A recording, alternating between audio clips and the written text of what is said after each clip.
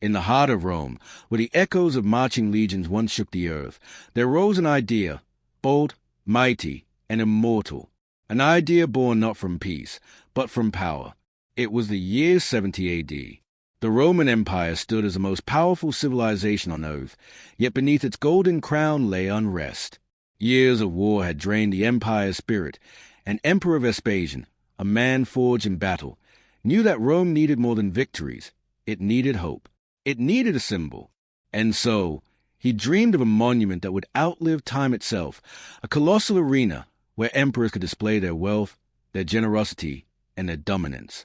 A place where the people of Rome, rich and poor alike, could gather as one. But this arena would not rise from just anywhere. It would be built on the ashes of tyranny. For years, the heart of Rome had been home to Emperor Nero's extravagant golden palace, a symbol of greed and madness. When Nero fell, his palace was torn down, and Vespasian saw his chance.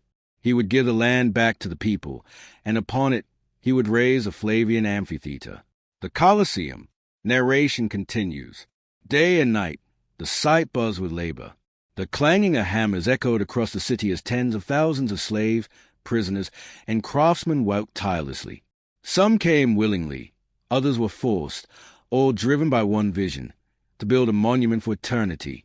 Massive stones were hauled from distant quarries. Blocks of travertine, each weighing several tons, were stacked with precision.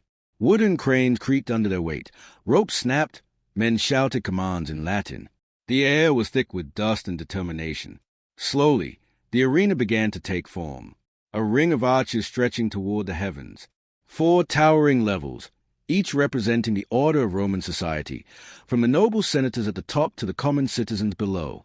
Every seat, every stairway, every corridor was carved with purpose. Rome was not merely building an amphitheater, it was building a testament to its own perfection. And as the months turned to years, the Colosseum rose higher, grander, until it seemed to touch the very sky. Narration softens. At night, when the city slept, torches flickered along the construction site. Some say that if you stood close enough, you could hear whispers, the tired breath of workers, the murmur of soldiers guarding the site, and the faint rumble of the earth beneath the growing weight of history. Vespasian would sometimes walk among the workers in silence, his robe trailing the dust of the site. He knew that he might never see it completion, but he didn't build it for himself. He built it for Rome. Narration builds in tone. And so, by the time the last stone was set, a miracle stood in the heart of the empire, a monument unlike anything the world had ever seen. It could hold over 50,000 spectators, with tunnels beneath for animals, gladiators, and slaves. Its design was so advanced that even centuries later, engineers would marvel at its genius. The people of Rome looked upon it with awe. It was more than a building, it was a statement.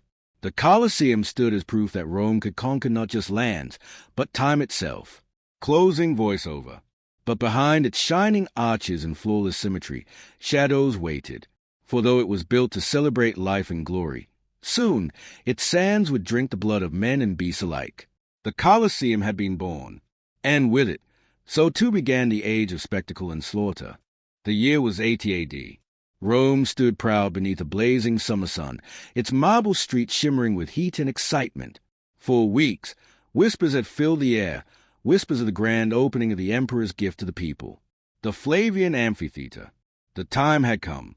The day the world would see the Colosseum come alive. Narration builds. From the 7 hills of Rome, crowds poured into the city center, senators in silk robes, merchants clutching baskets of wine, children sitting atop their fathers' shoulders just to catch a glimpse of the towering arena. 50,000 souls gathered, their voices blending into a thunderous hum that shook the air. Trumpets blared from the upper balconies as the Emperor Titus, son of Vespasian, entered in a chariot gilded with gold. His father's dream had become his triumph. The Colosseum rose before them all, its arches gleaming in sunlight, its banners fluttering in crimson and gold. It was a sight so magnificent that some Romans believed the gods themselves watched from the clouds. Narration softens. Inside, the arena was a world of its own, vast, oval, and echoing with life. Rows upon rows of marble seats wrapped around a golden floor of sand. The smell of oil lamps, roasted meat, and anticipation filled the air. Beneath the arena floor, A labyrinth of tunnels stirred, slaves running, beasts growling in cages, and gladiators preparing for what could be their final breath. The gates were locked. The crowd waited. Then a silence fell, the kind that hangs in the air before a storm. Narration intensifies. Emperor Titus stood, his purple robe catching the light. He raised his right hand, a signal the city had waited for. A trumpet's cry pierced the sky. The gates of the Colosseum swung open, and the games began. From beneath the arena, great wooden platforms lifted, revealing exotic animals from every corner of the empire. Elephants draped in bronze armor trumpeted as they marched into sunlight. Leopards from Africa prowled restlessly, and bears from the northern forests growled deep and low. The crowd erupted in awe, a living zoo of empire and power, all contained within a single circle of sand. Narration continues. Then came the V-Nations, the hunts. Trained hunters, armed with spears and nets, stepped forward, bowing to the emperor before facing the beasts. A tiger leapt, claws flashing, its roar echoing through the amphitheater. The crowd gasped, then screamed as the hunter dodged, thrust, and struck. Blood splattered across the sand, red as the banners that waved above. Each kill drew cheers. Each death drew applause. It was savage. It was magnificent. It was Rome. Narration slows. But for all the spectacle, there was method in the madness. Titus knew the games were more than entertainment. They were politics. 100 days of games, to honor the gods and to win the hearts of the people. Bread for their bellies, blood for their eyes. Peace bought with spectacle. Narration deepens. As the sun began to set, the Colosseum glowed in the orange light, its stone arches painted in gold and fire. The crowd, drunk with excitement, cheered for more. And the emperor smiled, for the people were united, just as his father had dreamed. But beneath the arena, far below the cheers, shadows gathered. In the dim tunnels, men with chains on their wrists and scars on their backs waited for tomorrow. Tomorrow, it would not be lions that fought. It would be men. Closing voiceover. The Colosseum had proven its might. It had given Rome a new heart, one that beat with both beauty and blood. And as night fell over the eternal city, the torches burned bright within the arches, casting long shadows on the sand. The crowd departed singing praises to the emperor.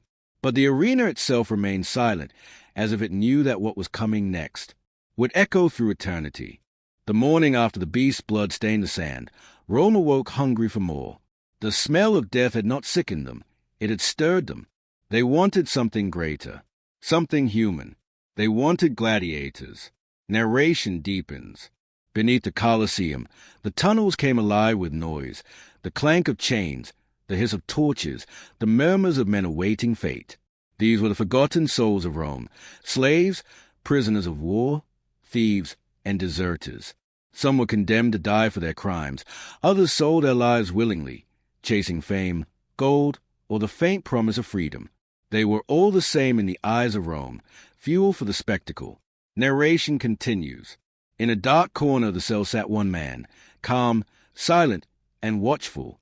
His name was Marcus Valerius, once a soldier of the Roman legions, betrayed and enslaved for refusing corrupt command.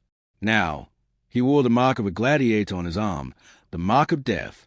The others called him the ghost of the Tiber, for he spoke little, fought hard, and never feared the blade.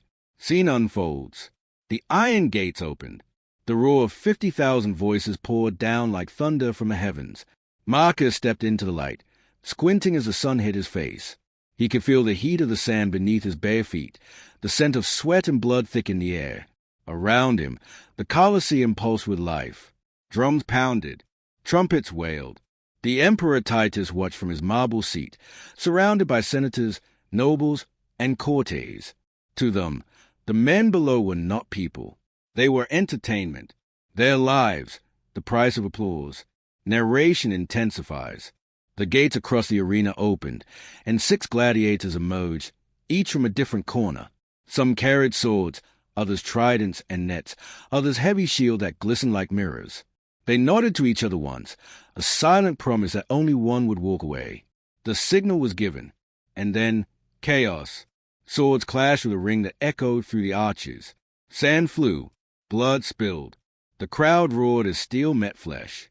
Every strike was met with a scream. From pain or pleasure, none could tell. Marcus fought with calm precision, his movements measured, his eyes cold.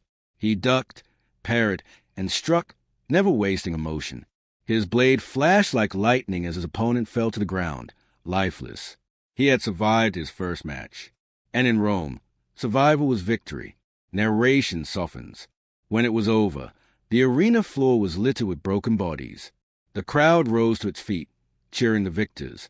Among them, Marcus stood tall, his chest heaving, blood dripping from his blade. The emperor raised his hand. All eyes turned to him.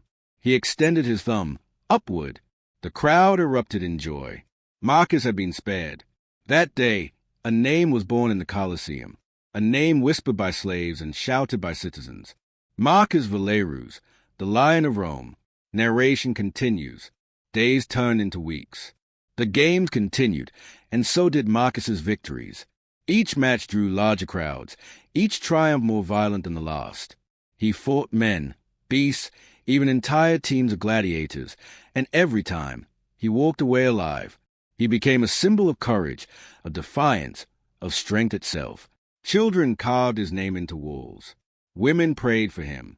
The crowd loved him, but the emperor began to fear him. For in Rome, a man who was too loved could become dangerous. Closing voiceover. And so, whispers reached the emperor's ear, whispers of a plan to humble the Lion of Rome. A challenge unlike any other. A fight no man could win. Marcus would not face another gladiator, but a beast. A lion from the deserts of Numidia, starved for 7 days. As the torches burned that night and Marcus knelt alone in his cell, he knew that tomorrow's dawn might be his last. But he did not pray for mercy. He prayed for glory. For in the Colosseum, death was not the end. It was immortality. Dawn broke over Rome in a wash of gold and crimson. The streets were alive with murmurs, footsteps, and the metallic rhythm of armor. The air itself fell heavy, for today was no ordinary day in the Colosseum. Today, the greatest gladiator in Rome would face death itself. Narration deepens. In the dim tunnels beneath the arena, Marcus Valerius stood silent. His wrists were bound with leather straps, his chest bare, his muscles glistening in the flickering torchlight. Around him, other gladiators whispered prayers, or cursed at the gods who had abandoned them long ago. But Marcus only stared at the wooden gate before him, the one that led to the arena. He could already hear the distant roar of 50,000 Romans above, their voices rising like a storm. They weren't cheering for mercy. They were hungry for blood. Cut to the arena. The Colosseum was overflowing. Every seat was filled. Senators in their togas, nobles in jeweled cloaks, commoners standing shoulder to shoulder, waiting for the show to begin. The Emperor Titus sat upon his marble throne, a golden wreath upon his head, his gaze sharp and unblinking. Trumpets sounded from the high balconies. The herald's voice boomed across the arena. Marcus Valerius, the Lion of Rome, will face the beast of Numidia. The crowd exploded in cheers. The sand trembled beneath their feet. Narration intensifies. Marcus stepped out from the shadows into the blazing light. The sun struck his face. The crowd roared his name. Valerius! Valerius! He lifted his gaze toward the emperor, then to the sky, calm, unafraid. He had no weapon, no shield, only his courage. The gates on the far side of the arena creaked. A deep growl rolled from the darkness beyond. The crowd fell silent. Then it appeared.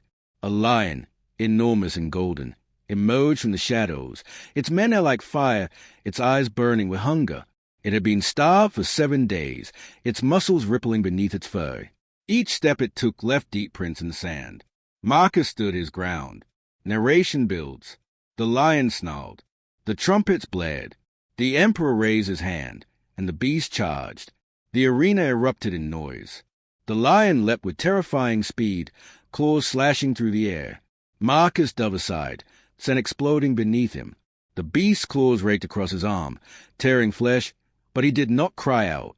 He rolled, grabbed a handful of sand, and flung it into the lion's eyes. The creature roared in fury, thrashing its head. The crowd screamed with excitement. Marcus stumbled backward, searching desperately, and there, half buried in the sand, he saw it, a broken spear shaft splintered from a past battle. Fate had left him a chance. Narration heightens. The lion toned, blood dripping from its jaws, its roar shaking the very arches. Marcus gripped the broken spear with both hands. The beast charged again. Time seemed to slow. The air went still. Marcus braced himself, waited, and at the last moment he drove the spear forward with all the strength left in his body. The point struck deep. A thunderous roar filled the arena as the lion collapsed, thrashing, then falling still. Silence. For a heartbeat, Rome held its breath. Narration softens. Marcus stood over the fallen beast, chest heaving, blood streaming down his arm. His eyes lifted to the emperor's box. Even Titus, the man who had sent him to die, was on his feet, frozen in awe. Then, slowly, the emperor raised his hand and turned his thumb upward. The crowd exploded. The noise was deafening, cheers, screams, the name Valerius echoing from every wall. The Lion of Rome had slain the Lion of Numidia. Narration continues. Marcus dropped to one knee beside the beast, whispering a silent prayer for the creature that had fought as fiercely as any man. Then he rose, raising the broken spear to the sky. In that moment, the sun broke through the clouds, casting a beam of light upon him. He had done the impossible. He had defied death itself. Closing voiceover. That day, Marcus Valerius became more than a man. He became a legend. The poets would sing of his courage, the painters would capture his triumph, and mothers would tell their sons in the sands of the Colosseum honor could outlive death. But even legends are not safe from the envy of kings. And though the crowd saw a hero that day, the emperor saw a threat. For in the heart of Rome, only one man was allowed to be worshipped, and it was not Marcus Valerius. The Colosseum had become the heartbeat of Rome. Every roar, every scream, every drop of blood spilled in its sands was a note in the symphony of empire. But behind the cheers and the music of death, the Colosseum served a darker purpose. It was not built only to entertain. It was built to rule. Narration deepens. To the people of Rome, the games were gifts, grand spectacles of bravery and beauty, funded by emperors and nobles. But to the rulers of Rome, they were tools. Tools to control, to distract, to keep the people loyal. Pay them at circenses, they said, bread and circuses. Give the masses food for their stomachs and blood for their eyes, and they will never ask for freedom. Narration continues. Every festival, every victory, every rumor of unrest in the streets, the answer was always the same. Open the Colosseum. Let the games begin. Trumpets would sound, gates would open, and the people would flood into the amphitheater, their hearts pounding with excitement, their minds empty of doubt. Hey, they were united, patricians and peasants, soldiers and slaves, all shouting as one. Here, they forgot hunger. They forgot taxes. They forgot fear. For in the arena, they were not Romans of different classes. They were one, the crowd. Seen imagery. The spectacles grew grander. Not only did men and beasts fight, entire naval battles were recreated inside the arena. With ingenious engineering, the floor could be flooded with water. Ships were brought in, painted and armed, and men reenacted the great sea wars of Rome. Thousands watched as miniature fleets clashed, men drowned, and fires raged, all for entertainment. The Colosseum became a theater of illusion, a world where emperors played gods, and lives are the price of applause. Narration softens. Marcus Valerius still fought within its walls, though now his victories came with a hollow echo. He saw the games for what they were, a mask. Behind the roars of the crowd, he could hear the cries of the condemned. He watched the faces of men led to their deaths for stealing bread, for speaking against the empire, for being born in the wrong place. And every time the crowd shouted for blood, Marcus felt a piece of his soul slip away. He had become a hero in a world that worshipped death. Narration continues. The Emperor Titus basked in his people's praise. But even emperors are mortal. When Titus fell ill, the games paused for a time, and then resumed under his brother, Domitian, a man with colder eyes and a sharper hunger for control. Domitian transformed the Colosseum into a stage of propaganda. He hosted executions disguised as myths. Criminals were dressed as characters from legend, then slaughtered in scenes mimicking the gods' vengeance. It was spectacle and terror intertwined, and the people loved it. Narration intensifies. Domitian would stand before the crowd, arms raised, basking in their devotion. To them, he was not merely an emperor. He was a god who gave them life, laughter, and the thrill of blood. The Colosseum had become his altar. The games, his sermons. Narration softens again. But even as the Colosseum thrived, something else began to stir, a quiet resistance. Whispers spread through the shadows of Rome about a new faith, one that spoke of mercy instead of blood, of one true God instead of many. Christians, they called themselves. And to the emperors, they were dangerous, not for their weapons, but for their words. Many were brought to the Colosseum, unarmed, untrained, and thrown to beasts as the crowd cheered. Their screams mingled with the laughter of Rome, and for a time, cruelty was mistaken for glory. Closing voiceover. The Colosseum was more than stone and sand.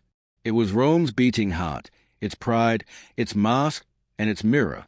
It reflected everything the empire was, magnificent and merciless.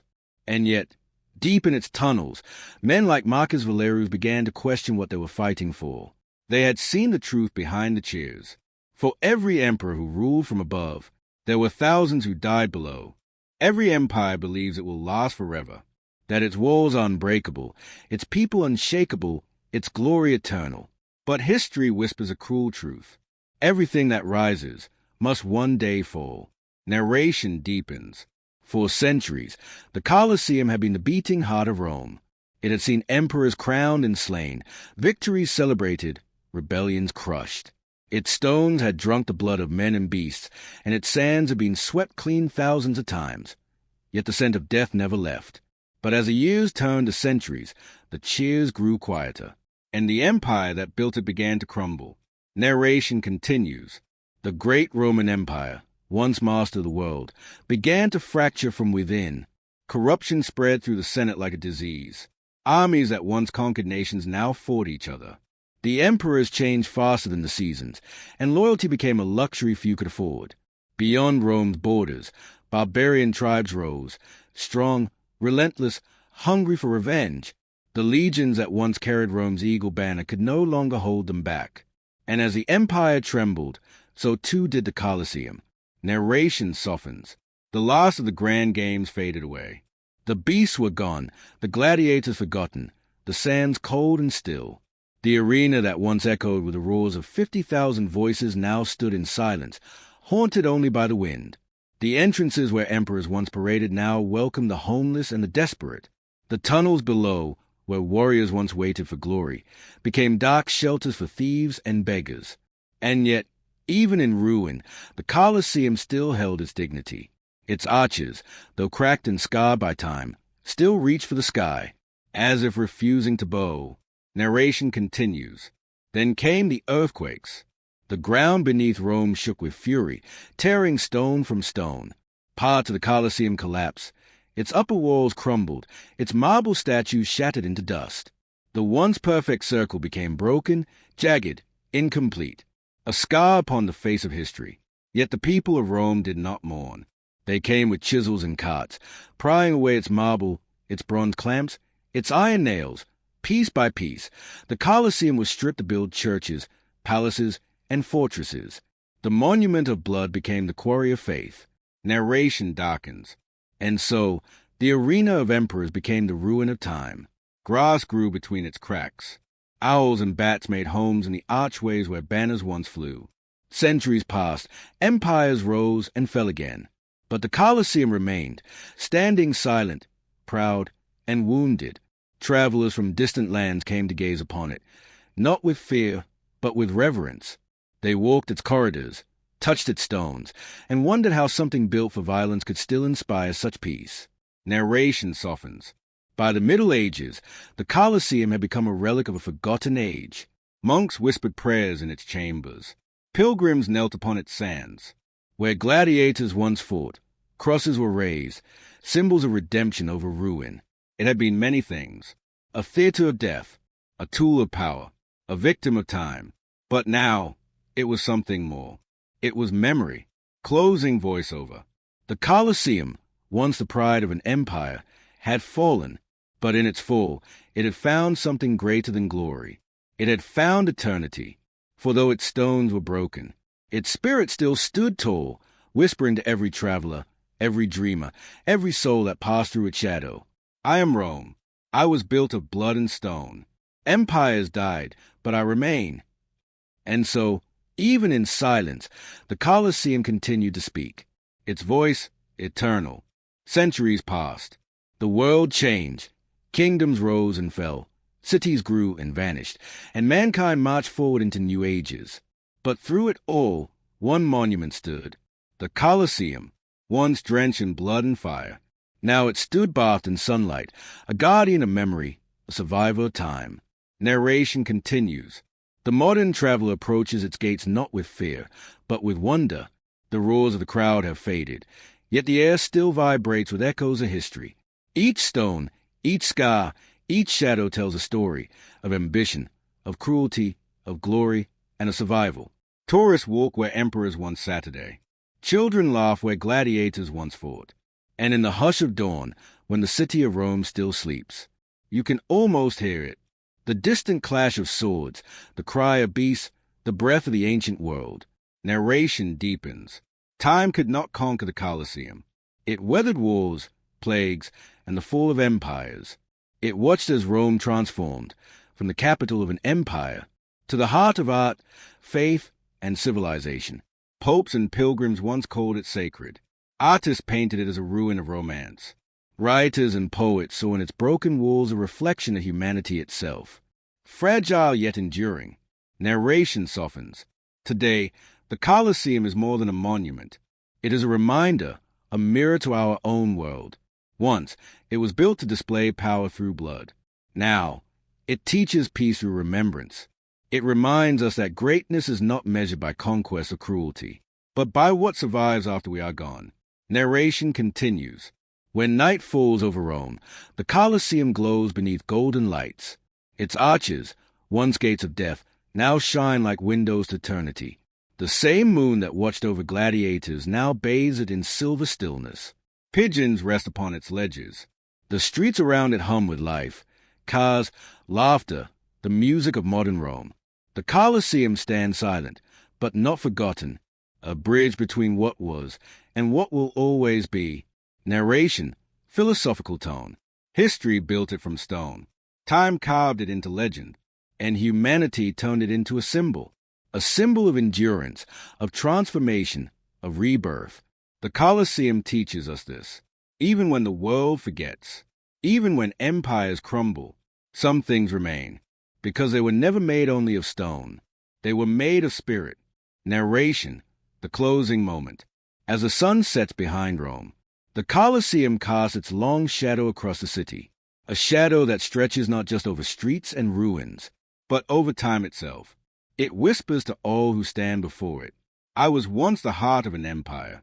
I witnessed death and glory, rise and ruin, but I still stand, not as a relic, but as a reminder that even from the ashes of history, greatness endures. Final voiceover, emotional, cinematic. The Roman Colosseum, built for emperors, scarred by centuries, reborn as a wonder of the world. It is not just a monument. It is a heartbeat, still echoing through the ages, a timeless whisper of Rome's immortal soul.